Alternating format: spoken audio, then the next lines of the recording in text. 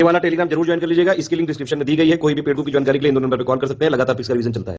नमस्कार दोस्तों, स्वागत है आपका स्टडी फॉर सिविल डिवीजन में। बीपीएससी की सेक्शन वाइज की में आपका स्वागत है। इस वाले वीडियो में हम लोग डिटेल्ड सेक्शन वाइज की देने जा रहे हैं। बीपीएससी का 67 का प्रीलिम्स का पेड बुक चालू होने वाला है 18 जनवरी 2021 से। ज्यादा जानकारी के लिए 8564880530 पे या फिर 9696066089 पे आप कॉल करके पूरी जानकारी ले सकते हैं। फ्री वाला टेलीग्राम हमारा जरूर ज्वाइन कर लीजिएगा। वहां पे लगातार पिक्स का जो है रिवीजन चलता है, लगातार हम वीडियो की अपडेट देते हैं। अगर आप हमारे यूट्यूब में है तो टेलीग्राम में होना बहुत ही जरूरी है। आप इसको खुद अटेम्प्ट करके एक बार देखिए और फिर बताइए आपके कितने क्वेश्चन सही हो रहे हैं। कमेंट करके बताइए जल्दी से कितने सही हो रहे हैं। दोस्तों, बीपीएससी का प्रीलिम्स अभी हाल ही में समाप्त हुआ है और उसकी आंसर की हमारे सामने है। यहाँ पर प्रश्न पत्र के माध्यम से हम जो सही उत्तर है वहाँ तक पहुँचने का प्रयास करेंगे और ये सेक्शन वाइज है, पार्ट पार्ट में आपको इसके वीडियोस मिलेंगे। यहाँ हम बिहार स्पेशल जो चीज़ें हैं उन्हें देखने वाले हैं। इसमें कुछ इतिहास भी होगा, कुछ अन्य जो चीज़ें हैं राजनीति से जुड़ी हुई वो भी शामिल होंगी। तो आइए देखते हैं। यहाँ पर कहा गया कि श्री कृष्ण सिंह ये जो है ये बिहार के पहले मुख्यमंत्री थे। मतलब प्रश्न में कहा गया था कि बिहार के पहले मुख्यमंत्री कौन थे, तो इसमें सरल विकल्प है आपके सामने, आराम से आप चुन सकते हैं। ये श्री कृष्ण सिंह जी थे। इसके बाद नेक्स्ट और एक बात और है कि बीपीएससी का जो प्रीलिम्स होता है उसमें 5 विकल्प आपके पास होते हैं, 4 नहीं बल्कि 5 होते हैं।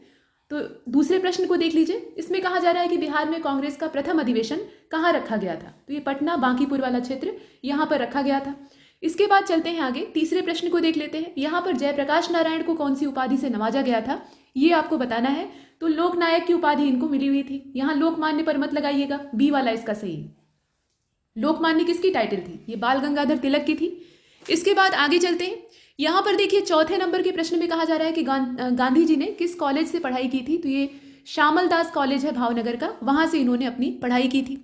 इसके बाद 1857 के विद्रोह में किसने सक्रिय रूप से भाग लिया था, ये आपको बताना है सक्रियता के साथ। एक तो भाग लेना होता है कि मतलब नेतृत्व उनका है, वो बैठे हुए हैं, काम कोई दूसरा कर रहा है और खुद बहुत ज़्यादा उसमें एक्टिवेट होकर काम कर रहे हैं। इस प्रकार की जो सक्रियता है उसके बारे में पूछा जा रहा है। तो इसमें से कोई नहीं, इसका जो ई वाला विकल्प है वो सही है। जितने आप देख रहे हैं, नाना साहब ने कानपुर से, बेगम हजरत महल ने लखनऊ से, इनका काम कोई दूसरा कर रहा था, ये बैठे हुए थे। इसी प्रकार से मौलवी अहमदुल्लाह फैजाबाद से और बेगम जीनत महल दिल्ली से।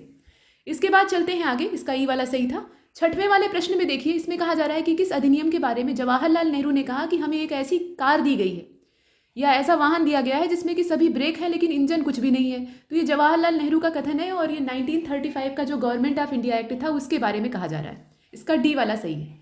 हालांकि इस अधिनियम से बहुत सारे अनुच्छेद जो हैं वो हमारे इंडियन कॉन्स्टिट्यूशन में लिए गए हैं, लेकिन फिर भी इसके बारे में ऐसा कहा गया। इसके बाद 7वें नंबर के प्रश्न को देखिए, दांडी यात्रा कितने दिन तक चलती है, तो ये 24 दिनों तक चलती है, इसे आप यहाँ देख रहे हैं। इसके बाद यहाँ 8वें नंबर के प्रश्न को देख लीजिए। गांधी जी से जुड़े हुए प्रश्न आ सकते हैं और आए भी हैं, हमेशा आते रहेंगे। यहाँ देखिए कहा गया है कि प्रसिद्ध गीत सरफरोशी की तमन्ना अब हमारे दिल में है, इसको गाने वाले या इसको कहने वाले नहीं, इसके रचनाकार का नाम आपको बताना है। तो यहाँ पर कुछ लोगों ने राम प्रसाद बिस्मिल को लगा दिया है, लेकिन इसका जो असली उत्तर होगा वो होगा बिस्मिल अजीमाबादी, ये इसका नाम होगा। और यहाँ पर ई वाला ऑप्शन इसका सही होगा, यानी उपरोक्त में से कोई नहीं, ये वाला जो विकल्प है सही है। इसका जो करेक्ट आंसर है वो बिस्मिल अजीमाबादी होगा और इसका ई वाला सही होगा। इसके बाद चलते हैं आगे। यहाँ देख लीजिए, बंगाल विभाजन के प्रत्याघात में यानी प्रतिक्रिया में निम्नलिखित में से कौन सा आंदोलन स्टार्ट होता है, तो ये स्वदेशी आंदोलन है। बंगाल विभाजन के ठीक बाद ये स्टार्ट हो जाता है।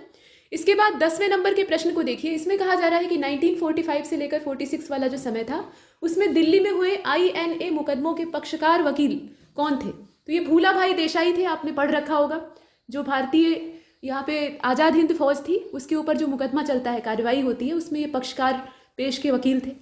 इसके बाद देख लीजिए यहाँ पे बी वाला सही था। 11वें नंबर के प्रश्न में चलते हैं। यहाँ मैडम कामा यानी मैडम भीकाजी कामा, इन्होंने भारत के त्रिरंगी यानी 3 रंग वाले स्वतंत्रता ध्वज को जिन्होंने कि मतलब इन्हें अपने हाथ से बनाया था, ये जो भारतीय झंडा था ये अपने हाथ से उसे डिज़ाइन की हुई थी और इसे फहराती हैं। तो कहाँ पर फहराया था, ये स्थान था स्टुटगार्ड नाम का जो स्थान था, वहाँ पे ये इस झंडे को फहराती हैं। हालांकि ये वर्तमान जो तिरंगा है उससे काफ़ी भिन्न रहता है, लेकिन आज़ादी का झंडा है तो मानना चाहिए इसे। इसके बाद आगे चलते हैं, 12वें प्रश्न को देखते हैं। तो 12वें प्रश्न में कहा गया कि निम्नलिखित में से कौन सी जोड़ी सही है, तो यहाँ विनोबा भावे के आगे लिखा हुआ है कि ये द्वितीय व्यक्तिगत सत्याग्रही थे, जबकि ये पहले थे। दूसरे कौन थे, जवाहरलाल नेहरू थे।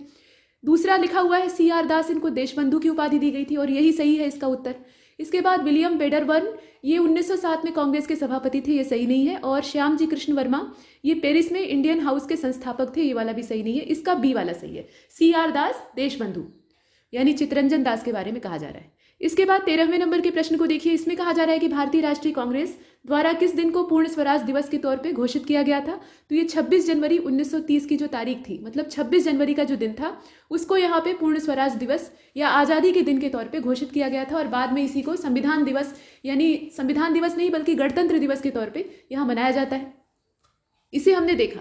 इसके बाद 14वें नंबर के प्रश्न को देखिए। बिहार की स्थापना कब की गई थी। देखिए 1911 का जो दिल्ली दरबार था उसमें घोषणा हो जाती है, लेकिन बकायदा ये प्रोविंस के तौर पे काम करना शुरू करता है 1912 में। और तब इसके साथ ओडिशा भी इंक्लूड रहता है। झारखंड तो था ही, ओडिशा भी इसके साथ जुड़ा हुआ होता है। ओडिशा बाद में इससे अलग होता है, तो 1912 होगा। इसके बाद यहाँ 3 कठिया जो नील आंदोलन हुआ था, चंपारण सत्याग्रह, 3/20वें हिस्से पर नील की खेती करनी अनिवार्य होती थी, तो 3 कठिया पद्धति, और यहाँ उसी का उत्तर दिया हुआ है। 3 कठिया पद्धति में नील की खेती के लिए भूमि का कितना भाग अमानत पर रखा जाता था। तो अमानत होती थी 3/20वां भाग। इतना भाग किसान को नील की खेती करनी ही करनी होती थी। इसे हमने देखा। तो यहाँ तक हमने इस पर चर्चा की है, और ऐसे ही सेक्शनल वीडियो आपको मिलते रहेंगे। तब तक के लिए नमस्कार।